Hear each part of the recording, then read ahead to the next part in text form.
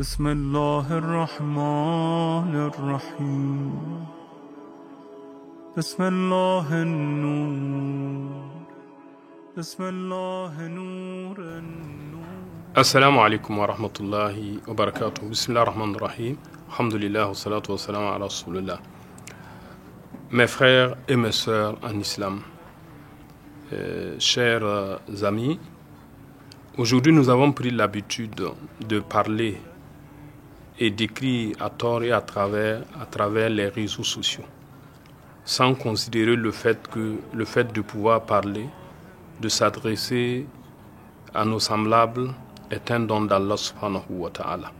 Dieu nous dit Ar-Rahman, c'est lui le miséricordieux qui a créé l'homme, qui lui a appris le Coran, Allamahul Bayan, et qui lui a appris à s'exprimer. Donc le fait de pouvoir parler est un don d'Allah subhanahu wa ta'ala. Le fait de pouvoir écrire et transmettre sa pensée et de la faire connaître aux autres est une faveur divine. Et comme le Moara dit, on ne parle pas parce que sa bouche est vide, on parle parce qu'il y a intérêt à le faire.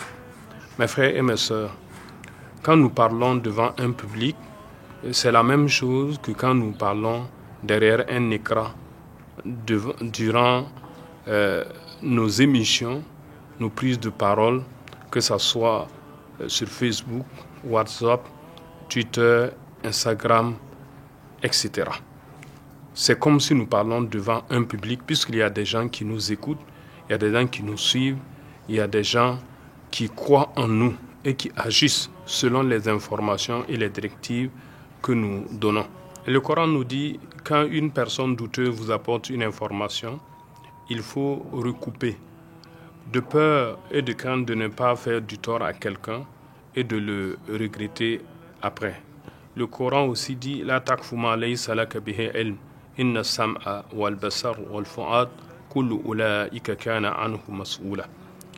Le Coran dit ne parlez pas de ce dont vous n'avez aucune connaissance, parce que lui, l'oreille, le cœur, tous ces organes seront interrogés.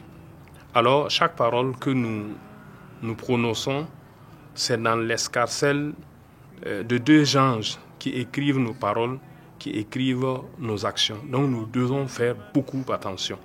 Il y a deux éléments essentiels que nous transportons dans les réseaux sociaux, surtout à travers WhatsApp et Facebook. Premièrement, c'est le mensonge. Il y a beaucoup de choses fausses qui sont dites à travers ces réseaux sociaux et à force d'être beaucoup partagées, nous aussi nous partageons sans chercher à savoir est-ce que cela est vrai ou cela est faux.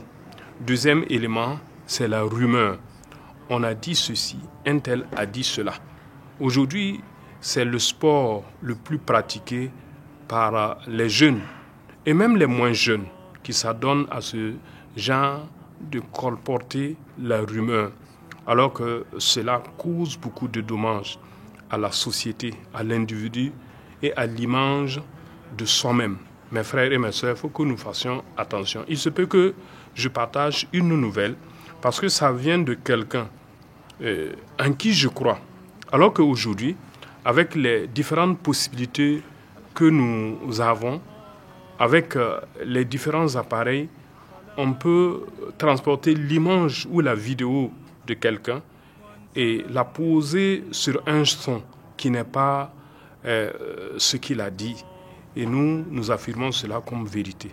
Donc aujourd'hui, il faut que nous fassions beaucoup attention pour ne pas toucher l'honneur des gens, pour ne pas toucher notre propre honneur et surtout ne pas colporter des rumeurs en ces temps difficiles qui sont nuisibles au climat d'insécurité que nous vivons actuellement. Mes frères et mes sœurs, faisons beaucoup attention et sachant que chaque parole que nous prononçons, chaque ligne que nous écrivons sur les réseaux sociaux, cela nous est compté comme une action au jour de la rétribution et Allah subhanahu wa ta'ala va nous en demander compte. Mes frères et mes sœurs, portez-vous bien. بسم الله نور النور